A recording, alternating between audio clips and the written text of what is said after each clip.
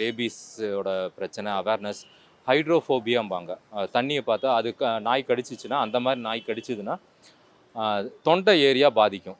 தொண்டையில் வந்து கச்ச கச்ச கச்ச கஜன்னு ஒரு 500லேருந்து 1000 புண்ணு வந்துடும் தொண்டை ஏரியா. அந்த அது வந்து ஹைட்ரோஃபோபியா அப்படிங்கும்போது அந்த தண்ணியை பார்த்தா அந்த நாய் கடித்தவங்களுக்கு வெறி வரும். வெறி வரும்போது அவங்களுக்கு தண்ணி தாகம் அடிக்கும், குடிக்க முடியாது. அதனால தண்ணி பார்த்தா இன்னும் வெறி வரும். இப்படியே வந்து பார்த்தீங்கன்னா நோய் எதிர்ப்பு சக்தி இருந்ததுன்னா ஒரு 6 நாள் 7 நாள் மீறி போனால் கொஞ்சம் எதிர்ப்பு சக்தி கொஞ்சம் இருந்ததுன்னா இன்னொரு 1 நாள் உயிரோடு இருப்பாங்க. ஒரு 8 நாள் தான், 8 நாளைக்கு மேலே உயிர் இருக்காது. இதெல்லாம் வந்து பார்த்தீங்கன்னா இந்த கடித்தவங்க வந்து பார்த்தாங்கன்னா, கடி வாங்கினவங்க பார்த்தாங்கன்னா அந்த ஒரு குறிப்பிட்ட டைமுக்குள்ளே அந்த இன்ஜெக்ஷன் போடணும், சொரினா இன்ஜெக்ஷன். இல்லாட்டி அது டாமினேட் பண்ண ஆரம்பிச்சிடும், விஷம் டாமினேட் பண்ண ஆரம்பிச்சிடும். அப்புறம் இந்த மாதிரிலாம் ப்ராப்ளம் வரும், ரேபி அப்படிம்பாங்க.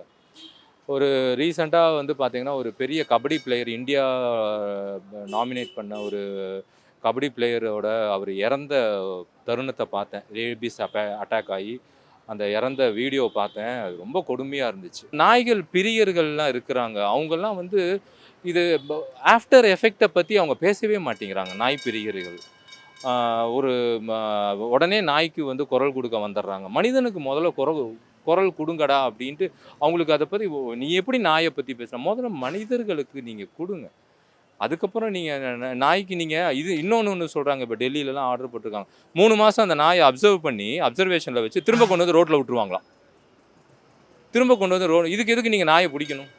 அது 3 மாதம் நீங்கள் என்ன அப்சர்வேஷன் பண்ணுறீங்க? ராஜஸ்தான் அதுக்கப்புறம் ஆர்டர் போட்டுச்சு. ராஜஸ்தானில் நீங்கள் நாய் வந்து நாங்களும் நாய் பிடிக்கிறோன்ட்டு அவங்களும் ஆரம்பித்தாங்க. அப்புறம் என்ன பண்ணுவீங்கன்னா 3 மாதம் நாங்கள் அப்சர்வேஷனில் வச்சு திரும்பி வந்து அந்த நாயை கொண்டு வந்து திரும்ப ரோட்டில் விட்டுருவோம் அப்படிங்கிறாங்க. நீங்கள் அந்த நாய்க்கு வந்து பர்த் கண்ட்ரோல் பண்ணி இன்ஜெக்ஷன்லாம் போடுறது ஒரு பிரயோஜனமும் இல்லை. பட் அதோட ரேபிஸ்க்கு நாங்கள் அதாவது வருமுன் காக்கிறது நல்லதா, வந்த பின் காக்கிறது நல்லதாங்கிறது 2 விஷயம் இருக்குது. நான் வந்ததுக்கப்புறம் நாங்கள் வந்து ஊசி நாங்கள் போடுறோங்கிறது பெரிய முட்டாள்தனம். வருமுன் காக்கிறது தான் எப்போவுமே அவன் தான் புத்திசாலி. வருமுன் ஒரு பிரச்சனை வரதுக்கு முன்னாடி காதை பார்த்து வச்சுக்கிறது தான் வருமுன் காக்கிறதா இருக்கணும் அரசாங்கம்.